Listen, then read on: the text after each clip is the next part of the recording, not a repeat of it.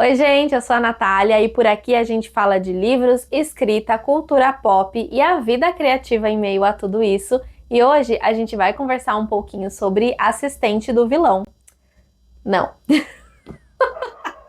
É Aprendiz, Natália, meu Deus, toda vez eu confundo, gente. Vamos lá. Hoje a gente vai conversar um pouquinho sobre Aprendiz do Vilão. Bom, recentemente eu trouxe o vídeo pra vocês falando de Assistente do Vilão. E aí eu gravei, já emendei a leitura de Aprendiz do Vilão. E agora eu tô aqui pra gente conversar um pouquinho sobre esse livro, que é o segundo da série, que até então tem 4 livros. Mas antes da gente conversar, não esquece de se inscrever no canal, deixar o like nesse vídeo, ativar o sininho pra receber todas as notificações e me seguir nas redes sociais. Bom, então Aprendiz do Vilão é o segundo livro dessa série de livros e vai começar exatamente do ponto aonde o primeiro terminou. Eu me lembro que eu não falei muito da história do primeiro livro para não dar tantos detalhes e tantos spoilers, mas agora nesse aqui a gente vai conversar um pouquinho mais detalhadamente, tá? Então se você não leu nenhum dos livros, talvez tenha aí algum spoiler do primeiro. Então no primeiro livro termina com o nosso vilãozão lindo, maravilhoso,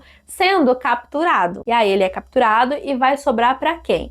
Pra Ivy tentar salvar o nosso vilão. Então, a Ivy aqui, ela no começo vai bolar um plano para poder salvar o vilão. O vilão ele foi capturado pelos guardas do rei Benedict, que até então, teoricamente, seria o nosso mocinho, né? O rei ali do reino lá, enfim e tal, mas na verdade o Benedict, ele não é uma boa pessoa. No primeiro livro, a gente conhece muito dos personagens e começa a entrar na questão da magia um pouquinho depois, pra gente poder entender melhor. O segundo livro, ele já foca bastante na magia do reino, então a gente vai descobrir que existe uma profecia e que Renedon, que é ali o lugar onde eles vivem, está sendo destruída porque a magia está sendo destruída. E aí então, no começo do livro, lá pela página 100, mais ou menos, a gente tem o reencontro da Ivy e do vilão, porque a Ivy consegue resgatar o vilão. O vilão se chama Tristan, eu não lembro se eu já comentei o nome dele por aqui. Então depois que o Tristan é salvo, eles voltam pra morada do Massacre, que é a mansão ali onde eles moram, e aí quando ele volta, ele começa a descobrir, a entender como é que as coisas estavam na ausência dele. Então nesse momento, a gente já sabe que o irmão que a Ivy achou que estava morto tá vivo, a irmãzinha dela, que morava com ela e com o pai, tá morando com ela na morada do Massacre, porque eu não comentei isso no vídeo anterior, porque senão seria spoiler, mas a gente descobre, junto com a Ivy, que o pai dela trabalhava para o Benedict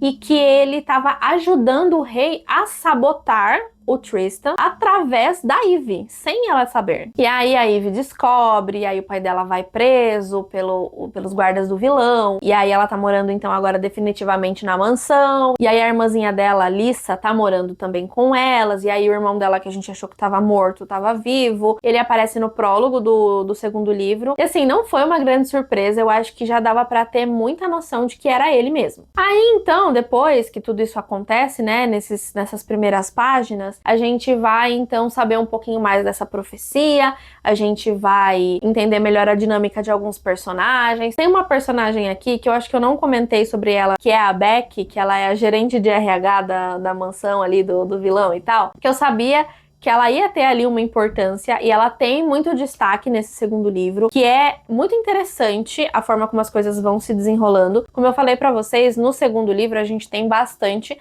da magia, né? Então a gente consegue ver muito dos seres mágicos, do sistema de magia, a gente começa a ver que a magia do vilão tá falhando, que isso tem relação com a Ivy, e a Ivy, ela é uma personagem um pouquinho diferente do primeiro livro pro segundo. No primeiro livro, ela uma pessoa que eu achei muito merecido, inclusive, mas isso muda um pouquinho da personagem também, porque ela era alguém diferente. No segundo livro, ela já é uma personagem um pouquinho mais cruel, digamos assim. É claro que tudo que aconteceu com ela fez com que ela fosse, com que ela se tornasse mais cruel, mas a gente consegue ver um pouquinho dessa mudança do primeiro livro pro segundo. E eu até imagino aqui que no terceiro livro a gente vai ver mais essa transformação por conta de uma informação que a gente recebe bem no finalzinho desse livro aqui, eu não vou falar. Então eu acho que a gente vai ter uma grande transformação aí da personagem para o terceiro terceiro livro. Eu adoro a dinâmica dos personagens. Assim como o primeiro livro, eu me diverti muito, eu gargalhei em vários momentos. Eu acho que a escrita da Hannah é muito gostosa. E assim, mesmo em momentos que são um pouquinho mais tensos, né,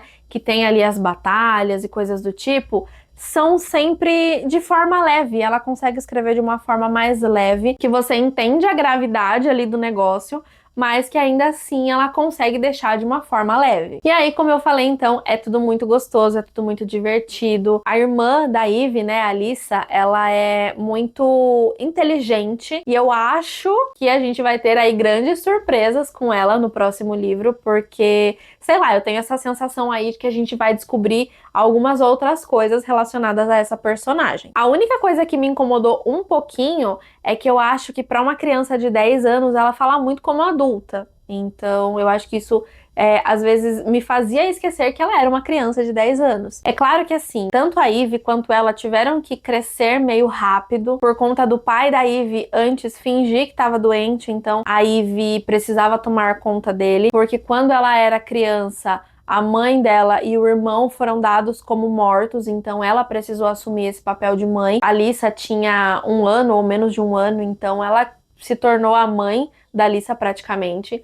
E quando a Ivy não tava, porque ela precisava trabalhar para sustentar a casa, a Alyssa meio que ficava, né, de olho no pai, então também tem um pouquinho desse senso de responsabilidade. Não sei se foi isso ou não, mas eu sinto que em alguns momentos a Alyssa, ela tem ali uns comportamentos, umas falas, aliás, um pouquinho mais adultas do que ela deveria ter para a idade dela. O relacionamento da Alyssa com a Ivy é muito bonitinho e eu ficava, assim, emocionada em vários momentos de interação ali das duas, então foi algo que eu amei também. Gosto muito dos outros personagens, gosto muito da interação entre eles, mas teve uma coisa aqui que me incomodou um pouquinho. No primeiro livro, a gente tem uma coisa que me incomodou um pouco, só que depois eu não percebi mais. E aí eu não sei se é porque eu já estava acostumada com a dinâmica ou se porque não aconteceu mesmo. Mas era o quê? No primeiro livro, a Ivy sempre que via o vilão ali, ela tinha vários pensamentos. Ai, como ele é lindo. Ai, como não sei o que. Ai, porque não sei o que. Ai, porque o vilão, sabe? Aquilo me irritava um pouco. No segundo livro, a gente já tem aqui uma questão muito estabelecida, que é eles estão apaixonados um pelo outro. Só que por diversos motivos, eles não ficam juntos. Eles até têm um momento ou outro aqui,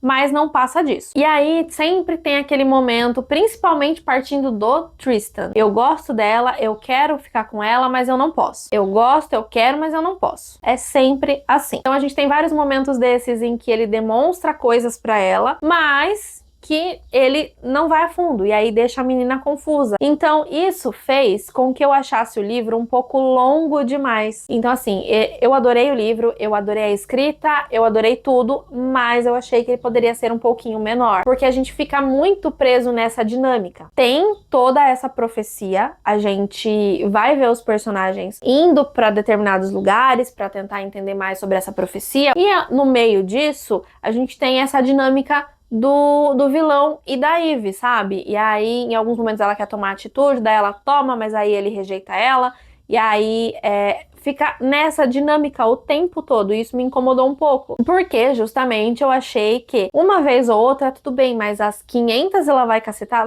400 ela vai cacetada, porque as primeiras 100 páginas ali eles passam separados, né? Então, sei lá, são mais de 400 páginas nessa dinâmica, e aí acaba que fica um pouco cansativo. Eu achei um pouco cansativo de ficar nessa dinâmica o tempo todo. Então, não foi algo que me tirou da história, não foi algo que me fez desistir, mas eu confesso que nesses momentos eu lia um pouco mais rápido pra não ficar tão presa naquele drama que tava acontecendo, sabe? Fora isso, pra mim, realmente esse foi o único defeito do livro que eu encontrei. E agora eu tô muito curiosa pra saber como vai ser o terceiro volume, porque no terceiro a gente vai ter mais o relacionamento dos dois. Só que, como em muitas histórias de fantasia, o relacionamento dos dois é proibido. Na verdade, assim, não é explicitamente proibido, mas tem algo que, por enquanto, só o Tristan sabe, que faz com que para ele seja proibido. E aí, para entender o porquê, vocês vão ter que ler mesmo, porque senão eu vou acabar falando demais. Mas é isso, gente. Continuo achando